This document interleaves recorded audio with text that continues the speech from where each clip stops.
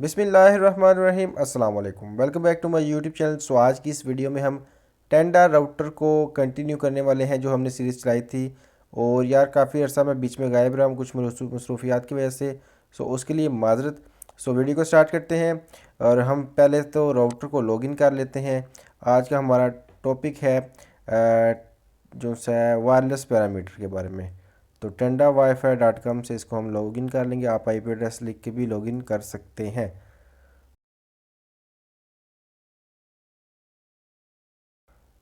सो tender router login हो जाने के बाद हमारे पास वायरलेस सेटिंग का ऑप्शन है। यहाँ पर हमने लास्ट टाइम WPS के बारे में डिस्कस किया था। सो आज की इस वीडियो में वायरलेस पैरामीटर्स के बारे में डिस्कस करने वाले हैं। सबसे पहले हमें नेटवर्क ऑप्शन मिलता है। नेटवर्क ऑप्शन में हमें इसको स्क्रॉल डाउन करते हैं तो हमें 1 2 3 और 4 हमें मिल जाते हैं ये जो नेटवर्क ऑप्शन है। अब मिसाल के तौर पर हम 11B करते हैं। 11B यानी कि 802.11 ये एक नाम था। इसको इसकी जो थ्योरी मैं आपको बताता हूँ। उसके बाद है जी 802.11G और उसके बाद BG आ जाता है और फिर BGN आ जाता है। बेसिकली ये है क्या चीज़ है। सो इसके बारे में हम डिस्कस करते हैं। मैं एक आपके सामने पिक्चर शेयर करता हूँ जिसमें हमारे पास से ये था कि सन 2019 में 1999 में 802.11A आया था जो कि 5 गीगाहर्ट्ज़ बैंड को सपोर्ट करता था।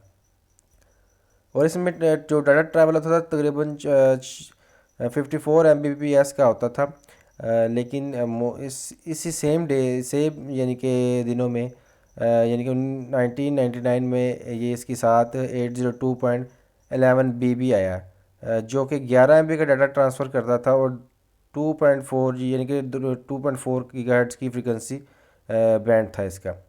सो अब हुआ क्या कि मोस्टली जो से हमारे डिवाइसेस थी 2.4 की ही यूज़ हुआ करती थी जो स्टार्ट में है। तो उस बहुत से लोगों ने इसी को रिकमेंड किया और यही मोस्टली यूज़ होने लग पड़ा जो 802.11B है। ठीक है। उसके बाद आया 802.11G। ठीक है। इसमें क्या था कि ये भी 2.4 गीगाहर्ट्ज़ ही सपोर्ट करता था लेकिन इसमें 54 MB डाटा ट्रैवल होता था यानी कि सेम यही जो 5 गीगाहर्ट्ज़ में हो रहा था लेकिन हमारे यहाँ यही हमें जी में आने के बाद 2.4 गीगाहर्ट्ज़ का के बैंड के ऊपर 54 MB का डाटा ट्रैवल होना शुरू हो गया।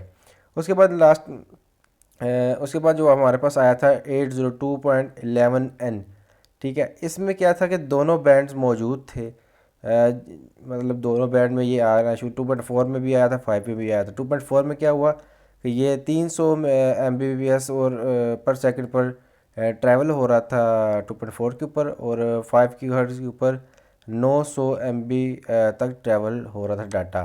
ठीक है। अब इसमें जो सा ये हमारे पास ये स्क्रॉल डाउन करें तो हमें ये सिलेक्शन का ऑप्शन मिलता है कि आपने किसके ऊपर सेलेक्ट करना है। तो जो रिकमेंडेड है वो तीनों के ऊपर है यानी कि जिसमें तीनों चीज़ें इंक्लूड हो जाती हैं BB GB और NB। ये बेसिकली नाम है इसका कोई स्टैंड फॉर नहीं है यानी कि 802.11B 802.11G।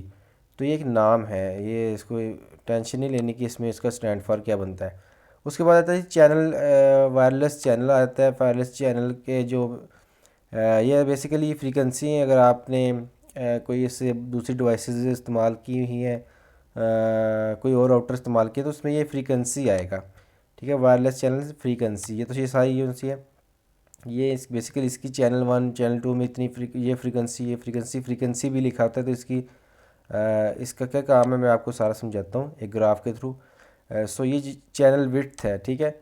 अब चैनल विड्थ में ऑटो सेलेक्ट है यानी कि 20B 40B। अब इसमें क्या था कि बी अगर करेंगे तो हमें सिर्फ 20 मेगाहर्ट्ज़ की फ्रीक्वेंसी पहले चैनल विड्थ मिलती थी शुरू शुरू में जो हमसे इसमें जो यानी कि 11G में बी में हुआ थी और जी में भी तकरीबन यही थी। उसके बाद BG में भी यही 20 मेगाहर्ट्ज़ की फ्रीक्वेंसी हुई। फिर उसके बाद जब BGN आया तो इसमें 40 मेगाहर्ट्ज़ की फ्रीक्वेंसी भी मिली ही। अब इसमें डिफरेंस क्या है कि 20 मेगाहर्ट्ज़ और 40 मेगाहर्ट्ज़ में डिफरेंस क्या है। 20 मेगाहर्ट्ज़ शुरू में जो मोस्टली यूज़ होती थी लेकिन अब 40 भी यूज़ होती है। लेकिन 40 में जो है हमारा कुछ इस तरह का ग्राफ में आपके सामने शो कर देता हूँ कि ये एक चैनल ये स्टॉर्म के नाम से एक आ रहा है वायरलेस, ये आसपास के नियर भी जितने वाईफाई हैं ना उनके आ रहे हैं नेम, ठीक है। उनकी बाकी डिटेल भी आ रही है आपको। थर्ड पार्टी एप्लीकेशंस मिल जाएंगी, मोबाइल फ़ोन डिवाइसेस की भी होती हैं, लैपटॉप की भी होती हैं, वाईफाई एनालाइज़र के नाम से भी है, नेटवर्क टूल के नाम से भी है, कोई भी आप एप्लीकेशन डाउनलोड कर सकते हैं। मैं कोशिश करूँगा कि मेरी एक और वीडियो भी है जो इसी पूरे टॉपिक के ऊपर है, वो उसका लिंक में मैं आपको दे दूँ। सो यहाँ पर देखें स्टॉर्म का सिग्नल आ रहा है जिसका चैनल है 11, यानी कि इसके अगर मिड में देखें, इस ग्राफ के इस येलो वाले ग्राफ के मिड में देखेंगे तो ये देखें हमारा 11 जो सा वो चैनल है यानी कि फ्रीक्वेंसी, ठीक है। अब ये देखें ये जो यहाँ से लेके यहाँ तक है, यानी कि ये पूरा एक चैनल की जो सी है ये विड्थ बनती है। अब विड्थ जो सी है इसकी 40 के पास है जो ये शो हो रहा है यहाँ पर, ठीक है। 40 मेगाहर्ट्ज़ की फ्रीक्वेंसी है। अब 40 मेगाहर्ट्ज़ की यानी समझ लिया आप एक रोड है, रोड जितनी खुली होगी यानी कि रोड एक बड़ी रोड है उसमें डाटा जो है मतलब जो रोड जितनी खुली होगी उसमें गाड़ियाँ यानी कि ज़्यादा ट्रैवल कर पाएंगी।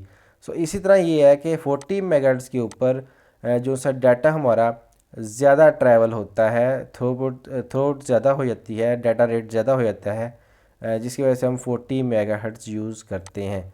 लेकिन अब बात कर लेते हैं कि 20 मेगाहर्ट्ज़ और 40 मेगाहर्ट्ज़ में डिफरेंस क्या है। तो 40 मेगाहर्ट्ज़ में ये है कि डाटा तो हमारा ज़्यादा यूज़ होता है लेकिन इंटरफेरेंस को ये रोक नहीं पाता, यानी कि सिग्नल कम कर देता है लेकिन डाटा हमारा ट्रांसफ़र ज़्यादा होता है। लेकिन 20 मेगाहर्ट्ज़ में ये होता है कि हमारा डाटा जो सा है वो बेशक कम होता है लेकिन मोर स्टेबल है एज़ कम्पेयर टू 40 मेगाहर्ट्ज़, ठीक है। सो उम्मीद है दोस्तों आपको ये वाली चैनल्स के बारे में, फ्रीक्वेंसी के बारे में थोड़ा सा पता लग गया होगा। अब एक चीज़ रह गई थी वायरलेस चैनल के बारे में। ये हमारे जो से हम चेंज इसलिए करते हैं कि आसपास अगर हमारे पे नॉइज़ आ रही है तो हम किसी थर्ड पार्टी सॉफ्टवेयर से चेक कर लें कि क्या सेम चैनल हमारे किसी नेबर ने या किसी और ने तो नहीं रखा।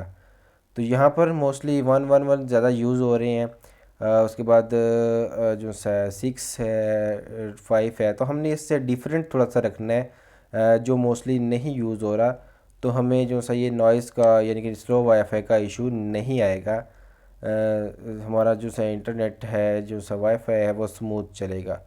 तो तो इसलिए हम इसको ऑटो पे वैसे बार राउटर ऑटोमेटिक समझ जाते हैं, वो ऑटोमेटिक चेंज करते रहते हैं, लेकिन हम मैनुअल करना चाहें तो मैनुअल भी इसको सेट कर सकते हैं ताकि जो सा ये प्रॉपर वर्क कर सके। सो उम्मीद है दोस्तों आपको ये वायरलेस पैरामीटर के बारे में पता लग गया होगा कि क्या है। अगर मज़ीद आपने इसके बारे में डिटेल देखना है तो मैं ऊपर आई बटन पे इसकी वीडियो दे दूंगा जो पहले मैंने बनाई थी मोबाइल फ़ोन के थ्रू, ऊपर थ्रू एप्लीकेशन भी हमने सारा डिस्कस किया था।